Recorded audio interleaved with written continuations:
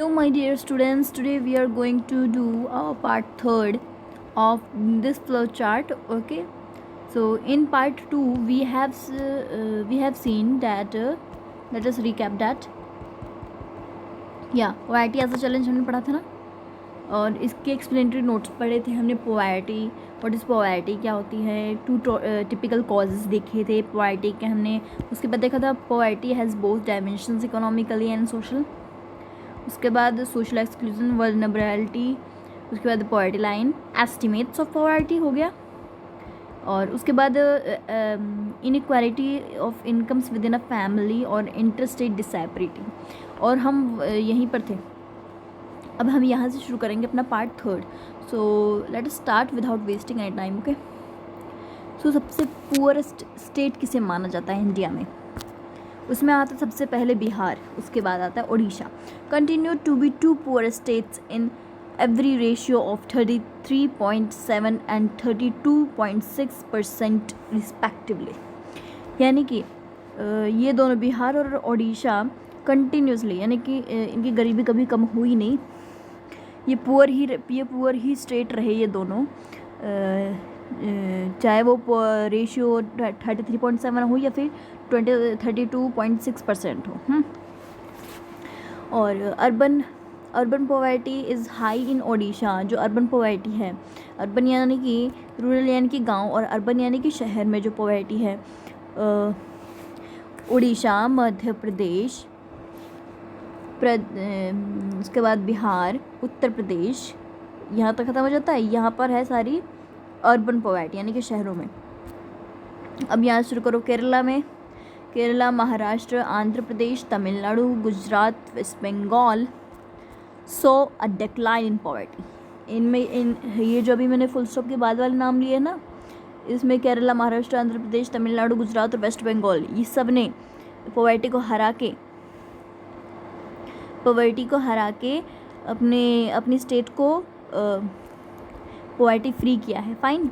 Next is Punjab and Haryana have traditionally succeeded in reducing poverty with the help of high agriculture growth rates. Haryana और पंजाब, इन दोनों में क्या main चीज़ है बच्चा? यहाँ पे 80% लोग तो रूरल ही हैं, यानी कि खेती वगैरह एग्रीकल्चर में काम करते हैं. और एग्रीकल्चर करते करते इन्होंने इतना एग्रीकल्चर ग्रोथ किया है कि ये हरियाणा और पंजाब दोनों ही पॉवर्टी फ्री हैं. क्यों? क्योंकि ये एग्रीकल्चर में ग्रोथ रेट पा रहे हैं. फाइन. नेक्स्ट आ जाता है अब हमारा Kerala has focused more on human resources. Kerala ने कहाँ फोकस किया? ह्यूमन रिसोर्सेज डेवलपमेंट में. और वेस्ट बंगाल ने land reform measures have helped in reducing poverty. West Bengal में कैसे हुआ? वेस्ट बंगाल में क्या यूज़ किया गया? वहाँ पे यूज़ किया गया लैंड रिफॉर्म, यानी कि भूमि सुधार. जो बंजर ज़मीनें होती थी वहाँ पर सुधार का काम होता था, जिसकी वजह से लैंड सही कर दिए जाते थे, फर्टाइल हो जाते थे, और फिर वहाँ पे एग्रीकल्चर प्रोडक्शन होता था. और आंध्र प्रदेश और तमिलनाडु में क्या है? इन दोनों में public distribution of food grains is responsible for the improvement. इनकी पॉवर्टी ख़त्म करने में क्या है? पब्लिक का डिस्ट्रीब्यूशन फूड ग्रेन्स में, यानी कि उन्होंने खाना बांटा है लोगों को, और उसके बाद उनमें भी ग्रेन्स बांटे हैं ना, इसलिए पॉवर्टी कम हुई है, भूख कम हुई है लोगों की. ठीक है. अगला है ग्लोबल पॉवर्टी सिनेरियो. कौन सा सिनेरियो बच्चा? There has been sustained decline in global poverty. Global poverty बहुत हुई है. It is marked with great regional differences. So students, global poverty scenario क्या होता है? There has been substantial decline in global poverty. यानी कि global poverty यानी कि पूरे वर्ल्ड में जो पॉवर्टी है उसमें काफ़ी कम हुई है. It is marked with great regional differences. Poverty has declined more in China and south east Asian countries. यानी कि एशिया के अंदर जो है उसमें पॉवर्टी किसके द्वारा की गई है? ज़्यादा से ज़्यादा तो चाइना ने अपनी कंट्री की पॉवर्टी बताओ 137 हमारी है, उनकी 139 है करोड़. फाइन. ये पॉपुलेशन है उनकी. तो पॉपुलेशन हमारी लगभग थोड़ी सी कम है बस, ठीक है, वरना उनकी जितनी ही है। बताओ इतनी ज़्यादा पॉपुलेशन में हमारा क्या हाल है और इतनी ज़्यादा पॉपुलेशन में उनका क्या हाल है। वहाँ पे बिल्कुल सी थोड़ी सी भी अनएम्प्लॉयमेंट नहीं है, ठीक है, everyone is employed. Fine. So हमें चाइना से कुछ तो सीख ही लेना चाहिए। Fine. Next is World Bank has defined poverty as the people earning less than 1.25 euro per day. इसका मतलब, अब देखो, वर्ल्ड बैंक ने डिफ़ाइन किया है कि पॉवर्टी जो पीपल अर्न कर रहे हैं, पॉवर्टी को इस तरह से डिफ़ाइन किया है कि जो पीपल 1.25 यूरोज़ पर डे। तो वर्ल्ड बैंक ने डिफ़ाइन किया है कि पॉवर्टी जो लोग 1.25 यूरो पर डे से कम कमाते हैं वो है पॉवर्टी, वो है पॉवर्टी लाइन में, ठीक है। The Millennium Development Goals of the United Nations call for reducing the proportion of people below poverty line to half the 1990 level by 2015। तो यूएस जो है, यूएन, यूनाइटेड नेशन, जो अमेरिका के द्वारा चलाया जाता है, एक एसोसिएशन की तरह समझ लीजिए। तो मिलेनियम डेवलपमेंट गोल्स ये है एक पुरानी उनकी कोई वो है, क्या कहते हैं उसको,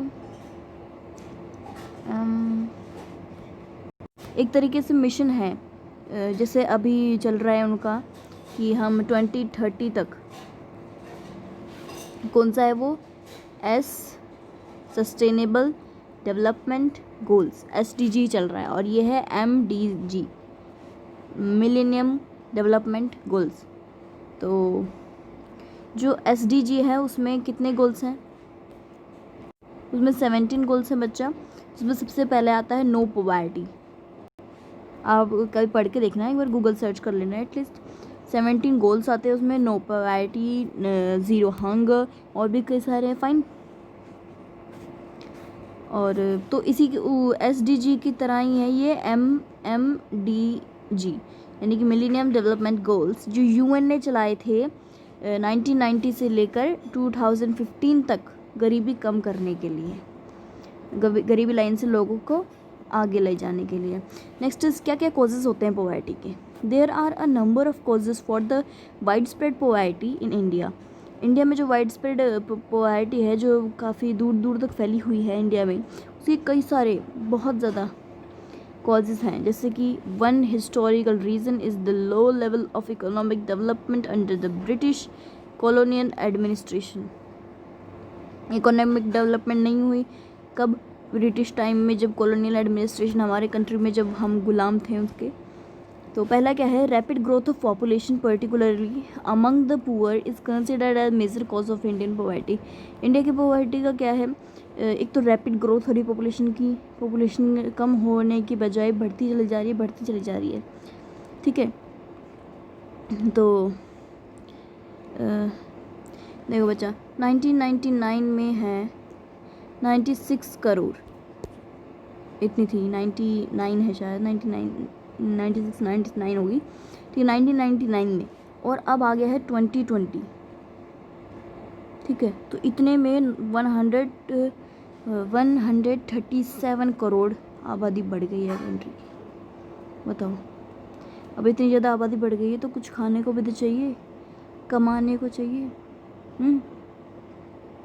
तो क्या, आबादी बढ़ती जा रही थी और एग्रीकल्चर कम हो रहा था, लेकिन इतना नहीं कि सारी आबादी को खिलाया जा सके। दूसरा है अनएम्प्लॉयमेंट, ये बहुत बड़ी प्रॉब्लम थी हमारे इंडिया में, सबसे बहुत ही कॉमन सी चीज़ है ये अनएम्प्लॉयमेंट। अगला है, our agricultural sector has failed to generate much employment opportunity for the farm labourers. Similarly our industries could not provide much job for job seekers. मतलब कि जो हमारा जो एग्रीकल्चर वाला खेती बाड़ी वाला सेक्टर है, उसमें वो फेल हो गया है कुछ लोगों को जो अनएम्प्लॉयड है उनको जॉब अपॉर्चुनिटी प्रोवाइड करने में, ठीक है। और जो इंडस्ट्री वाला सेक्टर है वो भी नहीं प्रोवाइड कर पाया। जॉब, जिनको जॉब लेनी थी, जॉब सीकर यानी जॉब लेने वाले, जॉब चाहिए जिनको, फाइन, उनको जॉब नहीं मिल पाई।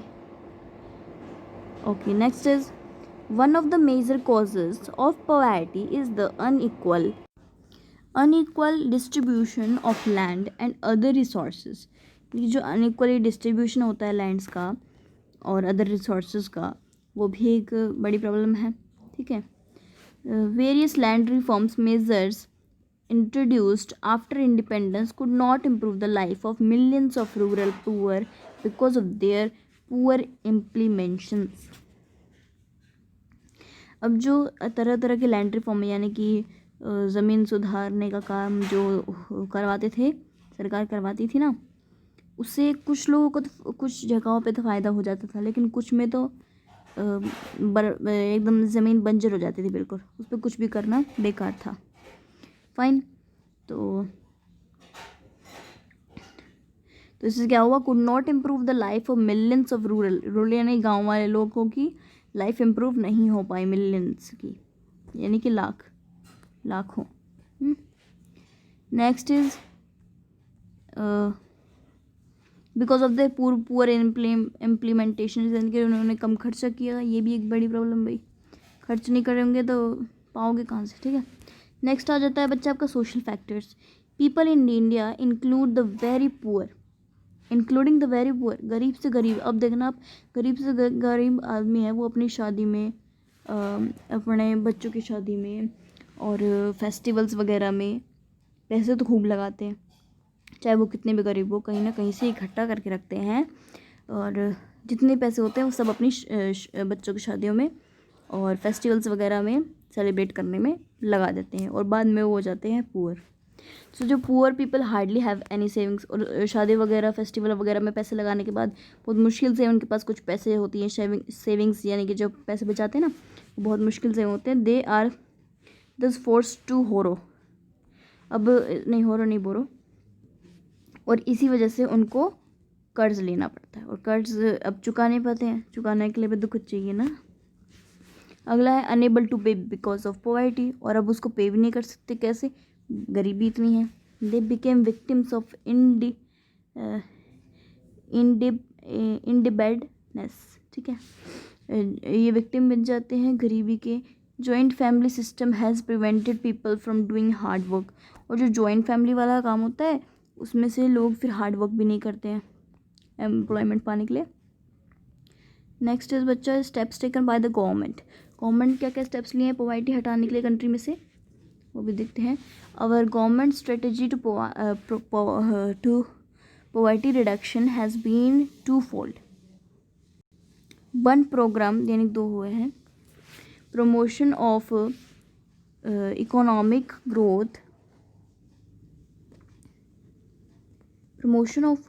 Growth and two targeted poverty alleviations programs to address the poor. A need to targeted anti-poverty programs are strongly felt.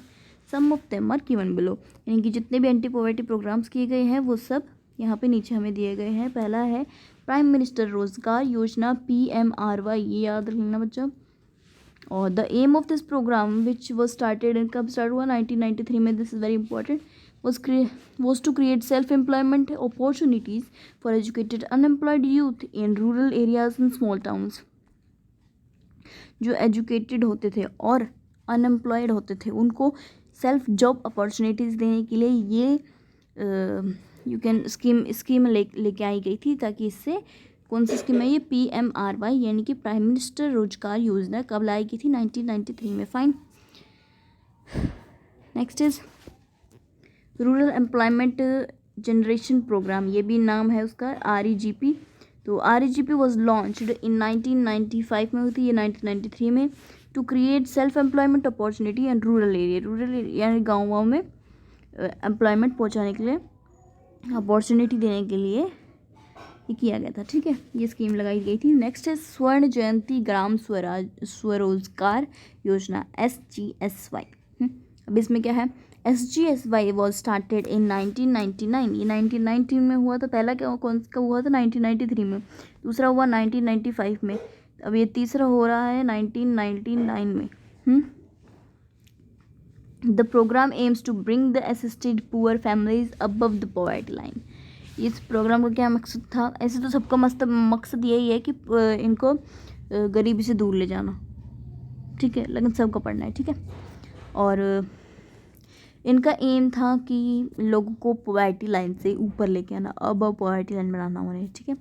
Next आ जाता है बच्चा आपका यस प्रधानमंत्री ग्रामोदय योजना PMGY वॉज लॉन्च्ड इन 2000 में लॉन्च की गई थी ये, इसका भी वही मकसद था। Fifth one is Antyodaya Anna Yojana AY for the poorest of poors and elders. ये अंत्योदय अन्ना योजना जो है वो उनके लिए थी जो गरीब से भी गरीब हैं और बूढ़े लोग हैं।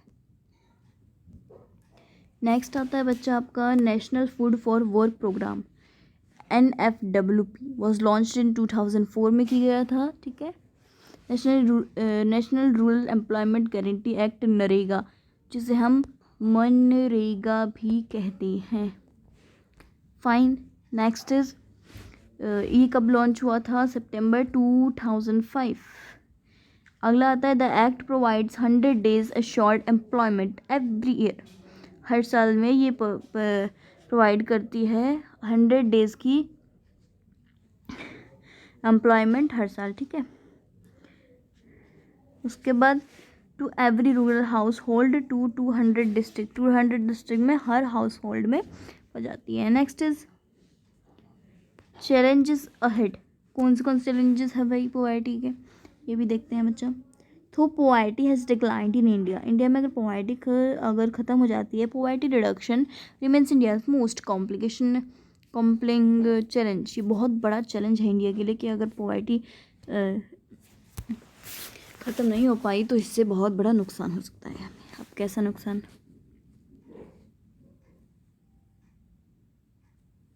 फाइन स्टूडेंट्स, तो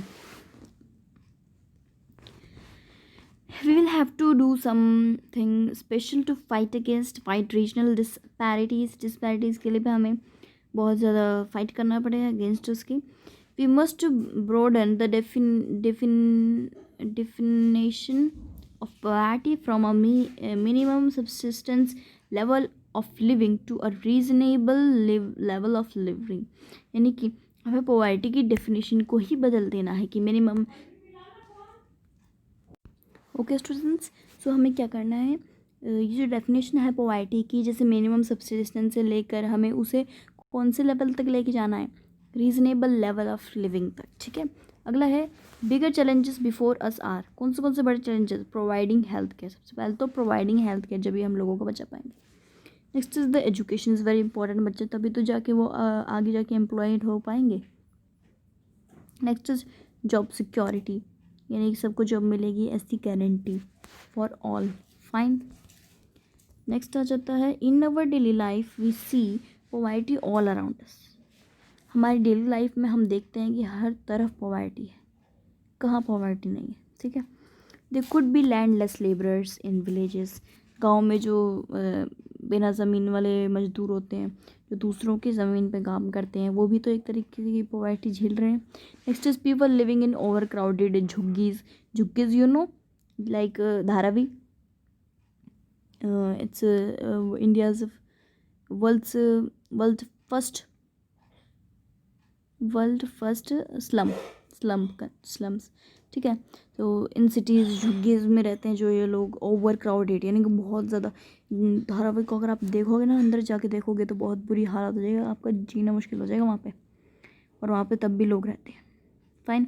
next is daily wages workers और child workers in dhabas. Dhaba में जो चाइल्ड वर्कर होते हैं वो लोग, और डेली वेजेस लेने वाले मजदूर लोग, और चाइल्ड लेबर जो कराते हैं ढाबा वाले लोग। अगला है according to facts in India every 4th person is poor. हमारे इंडिया के फैक्ट्स में यानी कि सर्वे जो कराए गए हैं उनके द्वारा ये पता लगता है कि इंडिया में जो हर चौथा पर्सन यानी कि 1 2 3 4 और ये वाला 1 2 3 4 ये वाला 1 2 3 4 ये वाला ये और ये मतलब कि हर बार जितनी बार काउंट करोगे वो हर चौथा पर्सन पॉवर्टी झेल रहा है, गरीब है। फाइन।